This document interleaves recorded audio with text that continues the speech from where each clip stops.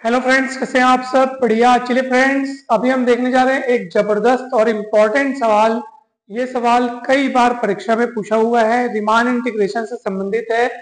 और इस सवाल के पहले भी हमने दो अन्य सवालों को हल किया हुआ है, उनके वीडियोस आप देख सकते हैं। इसी वीडियो के डिस्क्रिप्शन बॉक्स में आपको उन वीडियोस के लिंक मिल जाएंगे। साथ ही साथ इस यूनिट के जितने भी टॉपिक्स अभी तक पढ़ाए जा चुके हैं, शुरू से शुरुआत करते हुए बेसिक डेफिनेशन से शुरू करते हुए हर एक थ्योरम, हर एक लेमा, उन सभी वीडियोस के लिंक आपको इसी वीडियो के डिस्क्रिप्शन बॉक्स में मिल जाएंगे।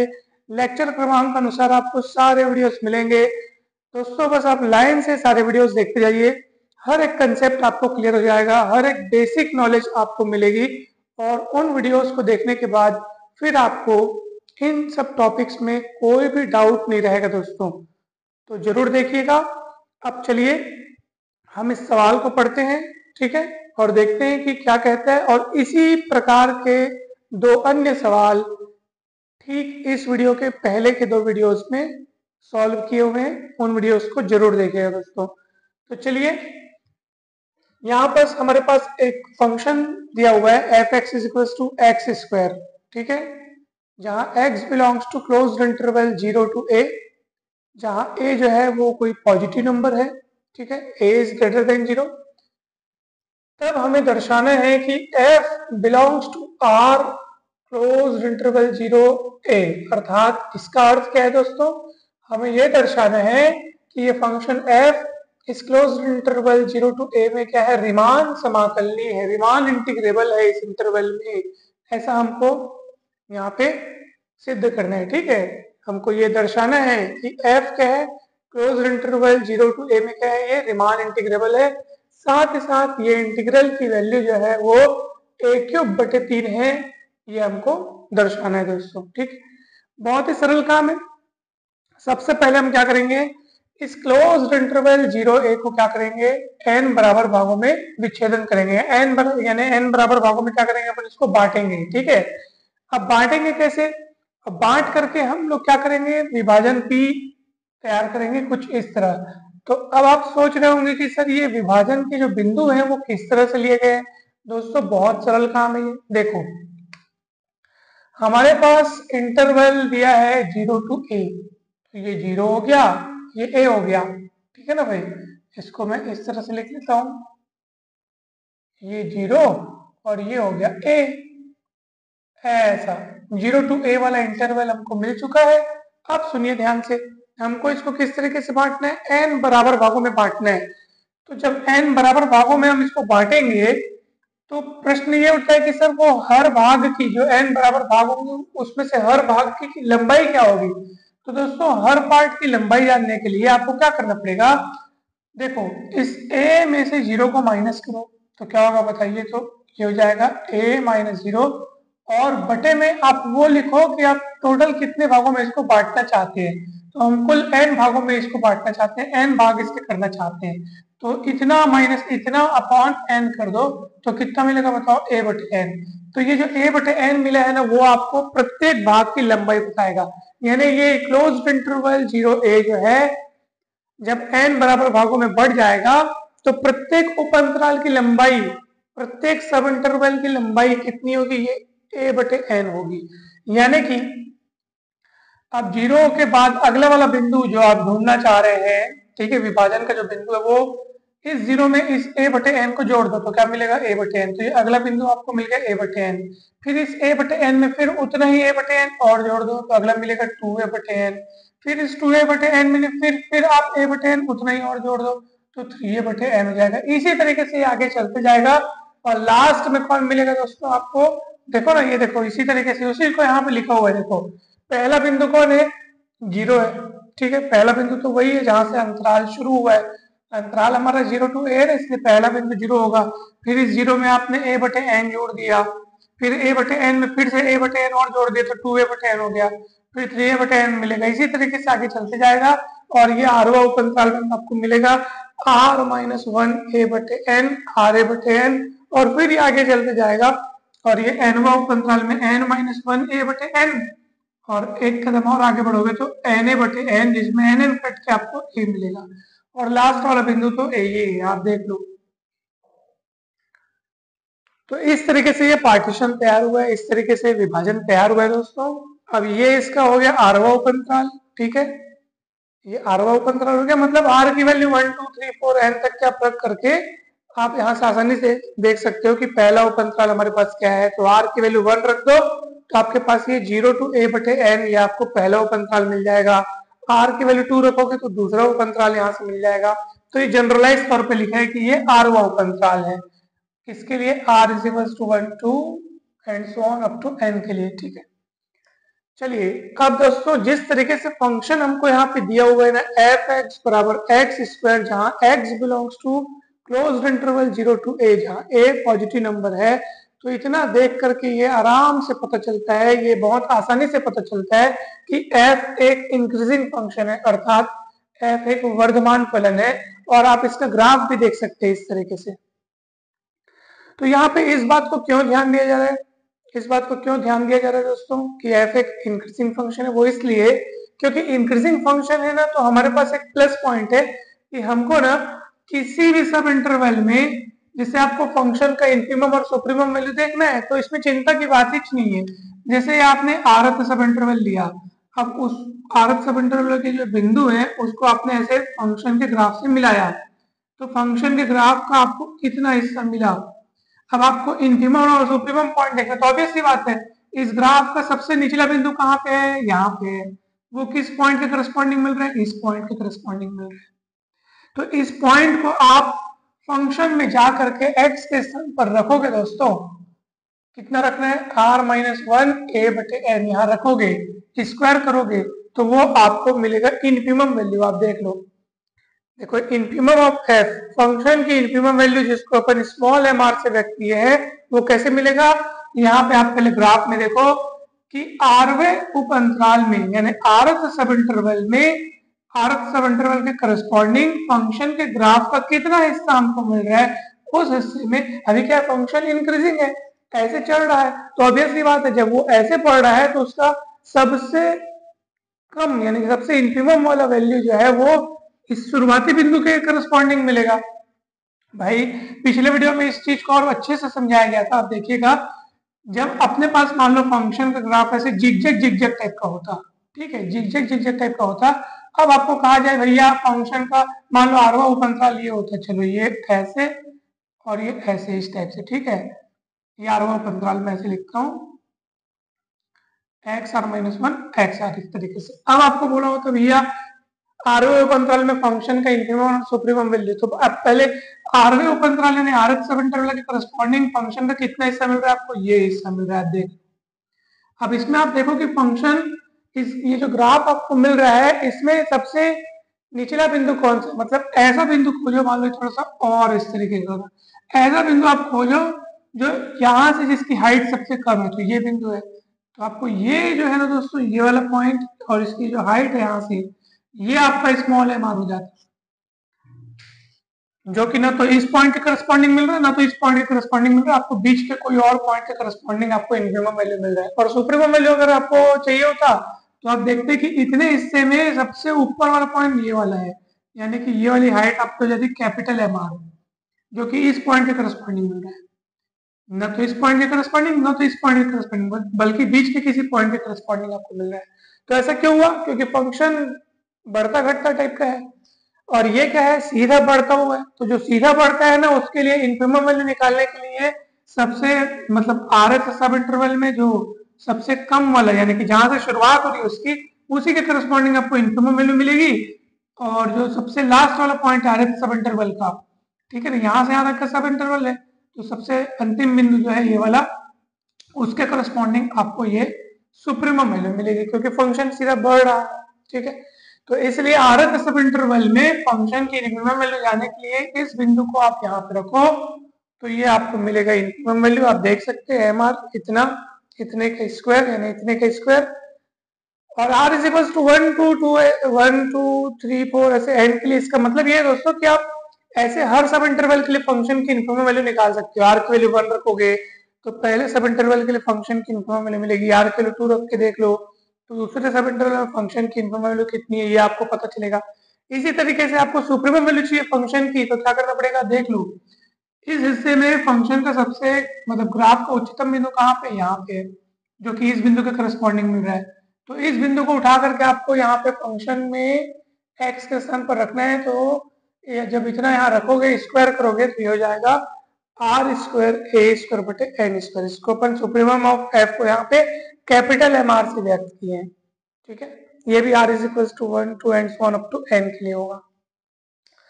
अब ये आरवें उपअंतराल की लंबाई को ज्ञात करने के लिए क्या करना होगा दोस्तों, मान लो आरवें उपअंतराल की लंबाई डेल्टा एक्स आर है।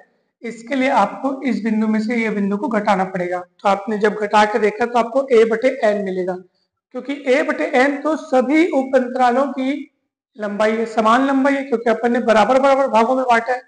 तो ए बटे एन सभी उपअंतरालों की लंबाई है,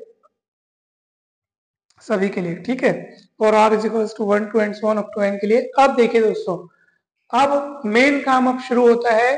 ठीक है, ये सब तैयारी था, तैयारी मतलब ये निकालने के लिए पूरा अपन पहले बताते हैं ना भैया कितने भागों में बांट रहे हैं, आरवे उपअंतराल कैसा है, उसकी लंबाई क्या है, आरवे उपअंतराल में फंक्शन की इन्फिमम वैल्यू क्या है, सुप्रीमम वैल्यू क्या है, ये सब चीज अपन तैयार करके रखे हैं इस चीज को ज्ञात करने के लिए। तो अब ध्यान से देखिए, एलपीएफ की डेफिनेशन अनुसार ये होता है summation r is equal to 1 two n small m r delta x r. Small m r की वैल्यू आप रख दोगे, ये देखो इतनी यहाँ रख दिए। डेल्टा एक्स आर की वैल्यू है ए बटे एन, यहाँ रख दिए। ऊपर देखो ए स्क्वायर इंटू ए यानी ए क्यूब हो जाएगा, और एन स्क्वायर इंटू एन यानी एन क्यूब हो जाएगा, तो मैंने बाहर रख दिया। अब बेचारा बचेगा क्या यहाँ पे, केवल ये हिस्सा बचेगा दोस्तों। ठीक है, केवल ये हिस्सा, क्योंकि ए स्क्वायर और ए है ना भाई इंटू होकर के गुणा होकर के ए क्यूब बाहर निकल गया और एन क्यूब बाहर निकल गया है। अब आप बारी बारी से आर की वैल्यू 1 2 3 4 रखते जाइए। आर की वैल्यू 1 रखेंगे तो 1 माइनस 1 जीरो स्क्वायर, आर की वैल्यू बढ़ाते जाओ, 2 रखो तो 2 माइनस 1 1 स्क्वायर, फिर ऐसे आर की वैल्यू 3 रखोगे 3 माइनस 1 2 स्क्वायर, ऐसे ही चलते चलते चलते जाइए, और लास्ट में जब आप एन रखेंगे तो एन माइनस 1 स्क्वायर आपको मिलेगा। अभी जीरो स्क्वायर का मतलब तो जीरो, तो केवल अपने को 1 स्क्वायर से लेकर एन माइनस 1 स्क्वायर तक बचेगा, उसको लिखा हूं मैं। अब दोस्तों इस पूरे का ये सूत्र होता है, इसको ध्यान रखिएगा। आपका ये कहेंगे ये सर कैसे आया, तो देखिए दोस्तों अपन बचपन में पढ़े हैं, प्रथम एन प्राकृतिक संख्याओं के वर्गों का योग का अपन सूत्र पढ़े हैं। ठीक है, 1 स्क्वायर 2 स्क्वायर और प्लस प्लस ऐसे चलते रहते हैं। अगर ये एन स्क्वायर तक जा रहा है तो इसका सूत्र होता है n n plus 1 two n plus 1 बटे 6। मतलब जहां तक भी गया है, ठीक है, जैसे ये एन स्क्वायर तक गया है तो अपन एन लिखते हैं, एन प्लस 1 लिखते हैं, एन एक बढ़ा के लिखते हैं, फिर इसी में डबल करके एक बढ़ा के लिखते हैं और बटे 6 करते हैं। तो दोस्तों अगर ये सूत्र आपको याद रहेगा ना तो आप इसका सूत्र आसानी से पता कर सकते हो। जैसे अपने को ये एन स्क्वायर तक गया है तो इस तरीके से सूत्र बना, ये कहां तक गया, ये एन स्क्वायर तक नहीं गया है, ये एन माइनस 1 स्क्वायर तक गया है, तो इसका ऐसे सूत्र बनेगा। क्यों बनेगा ऐसे, देखो एन तक जा रहे तो एन आया है, ये एन माइनस 1 तक जा रहा है तो एन माइनस 1 आया है, उसके बाजू में जस्ट इससे एक बढ़ के लिखा हुआ है, एन है तो एन प्लस 1 लिखा हुआ है। यहाँ एन माइनस 1 है तो एक बढ़ाओगे एन माइनस 1 में तो एन मिलेगा जो बाजू में लिखा हुआ है। फिर क्या लिखा हुआ है, 2n+1, अर्थात जितना है लिखा हुआ है उसके डबल का एक ज्यादा।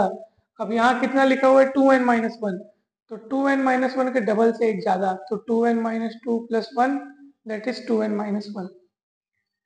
जितना यहाँ लिखा हुआ है उसके दोगुना से एक ज्यादा।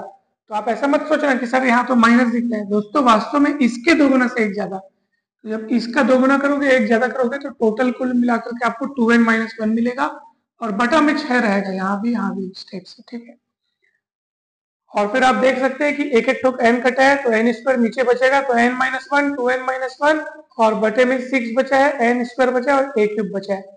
अब देखो दोस्तों लोअर रिमांड इंटीग्रल किस तरीके से निकलेगा, 0 to a x square dx, और क्योंकि लोअर रिमांड इंटीग्रल है इसलिए नीचे में आपको देखो ऐसे लाइन लिखा हुआ है, ऐसे लाइन खींचा हुआ है।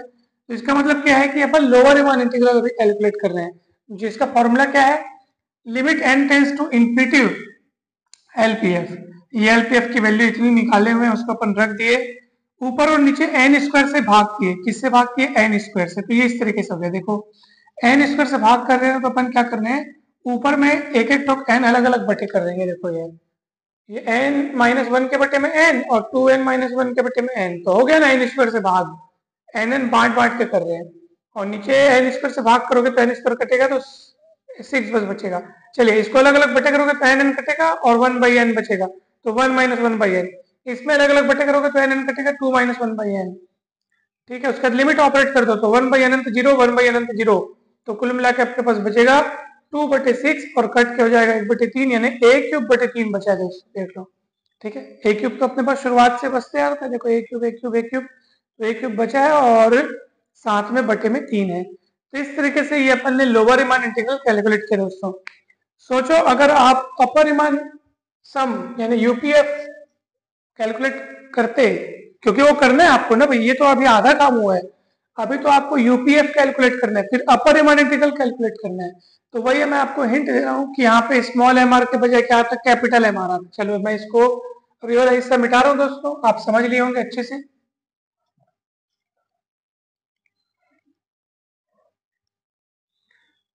तो देखो अगर अपन यूपीएफ कैलकुलेट करते ना तो क्या आता, ठीक है, यूपीएफ कैलकुलेट करते तो ये हो जाता आपके पास समेशन r बराबर 1 to n capital m r delta x r. आप वैल्यू रखते आर स्क्वायर, देखो कितना मिलेगा अपने को वैल्यू कितनी, यहाँ पे अपन लिखे थे है ना भाई, आर स्क्वायर ए स्क्वायर बटे एन स्क्वायर और डेल्टा एक्स आर मतलब ए बटे एन, और ये ऐसा। अब यहाँ पे क्या होगा दोस्तों, ये a³/n³ पूरा बाहर निकल जाएगा। r की वैल्यू अब आप 1 से n तक रखो तो 1 स्क्वायर 2 स्क्वायर कहाँ तक जाएगा, n स्क्वायर, ये n स्क्वायर। यहाँ पे जब फॉर्मूला लगेगा दोस्तों, ये पूरा का पूरा ये देखो हूबहू यही फॉर्मूला यहाँ लगेगा, तो वो फॉर्मूला आप लगाना। ठीक है, फिर एक ठोक n कटेगा, जैसे यहाँ पे एक ठोक n कटे ना वैसे ही कटेगा। ठीक है, फिर जो बचेगा फिर आप ऐसे ही अपर रीमान इंटीग्रल निकालना। ठीक है, तो लिमिटिंग वैल्यू निकालोगे घूम फिर के, मतलब सॉल्व करके वो उसका आंसर भी इतना ही आएगा दोस्तों। ठीक है, तो यहाँ पे जब आप फॉर्मूला लगाओगे ना a³/n³, क्या होगा इसका फॉर्मूला, nn+1 2n+1/6, एक ठोक n कटेगा, फिर जो बचेगा फिर आप अपर रीमान इंटीग्रल निकालोगे, ऐसे 0 to a ऊपर लाइन खींचोगे x² dx। ठीक है, लिमिट n टेंस टू अनंत यूपीएफ ऐसे आप पूरा निकालोगे, फिर लिमिट n टेंस टू अनंत, फिर इस वैल्यू को यहाँ लिखोगे, लिखने के बाद आप सॉल्व करेंगे, ऐसे ही सॉल्व करेंगे, ऊपर नीचे n स्क्वायर का डिवाइड कर देना। ठीक है, तो यहाँ पे दोस्तों आप देखेंगे n स्क्वायर कटेगा और ऊपर से डिवाइड करोगे ना, देखो कितना मिलेगा बताऊं, जैसे यहाँ वो माइनस माइनस मिला है ना, यहाँ प्लस प्लस मिलेगा, 1 + 1/n मिलेगा आपको, और आपको 2 + 1/n मिलेगा, देख लीजिएगा, और बटेगा 6 मिलेगा, और साथ में जो a³ है बेचारा वो मिलेगा। तो आपके पास आखिर n का मान अनंत रखोगे तो 2/6 a³ यानी a³/3 आपको मिलेगा ही मिलेगा, है ना भाई, 2 a³/6 यानी a³/3 आपको मिलेगा। तो ये पूरा सिस्टमेटिक आप लोग बनाइएगा, ये मैंने आपको एकदम समझाने के लिए शॉर्टकट तरीके से बताया, पूरा सिस्टमेटिक जैसे वो बनाए, जैसे यहाँ बीच की 3-4 लाइनें पूरा ऐसे सिस्टमेटिक आप इसको बनाइएगा, मैंने डायरेक्ट लिख दिया है। ठीक है, चलिए अब जब ये भी वैल्यू सेम आ गई, सेम आया, तो आप यहाँ लिखेंगे कि क्योंकि यहाँ पर आपका 0 to a जो आपका लोअर रीमान इंटीग्रल आया दोस्तों, ठीक है, और यही अपर रीमान इंटीग्रल के बराबर है, इससे साफ साफ पता चलता है कि हमारा जो फंक्शन है, क्योंकि x² से डिफाइन किया गया फंक्शन को, तो हमारा जो फंक्शन है दोस्तों वो क्या है, रीमान इंटीग्रेबल है क्लोज्ड इंटरवल 0a में। ठीक है, तो यहाँ से ये सिद्ध हुआ दोस्तों। ठीक है, चलिए अब ये सिद्ध हो गया, और साथ ही साथ उस इंटीग्रल की वैल्यू कितनी होगी, वही जो इनकी कॉमन वैल्यूज है, तो इनकी कॉमन वैल्यूज क्या है, a³/3, तो सिद्ध हो गया। एंड करके आप लिख लो कि भैया 0 to a। अब यहाँ पे नीचे लाइन या ऊपर लाइन मत लगाओ, क्योंकि दोनों बराबर हो चुके हैं, लोअर रीमान इंटीग्रल और अपर रीमान इंटीग्रल बराबर हो गया ना, तो ये वाली लाइन और ये वाली लाइन का भेदभाव उठा के सीधा 0 to a integral 0 to a x² dx बराबर a³/3, और ये आपका आंसर कंप्लीट होता है दोस्तों, कंप्लीट। ठीक है, यहाँ पे आपने सिद्ध किया, पहले लोअर रीमान इंटीग्रल कैलकुलेट किया, अपर रीमान इंटीग्रल कैलकुलेट किया, दोनों बराबर आए, है ना भाई, दोनों की वैल्यू कितनी आई है, a³/3 आई है, तो सिद्ध होता है कि दोनों बराबर आए हैं, इसलिए f रीमान इंटीग्रेबल है क्लोज्ड इंटरवल 0a में, और इस इंटीग्रल की वैल्यू है a³/3।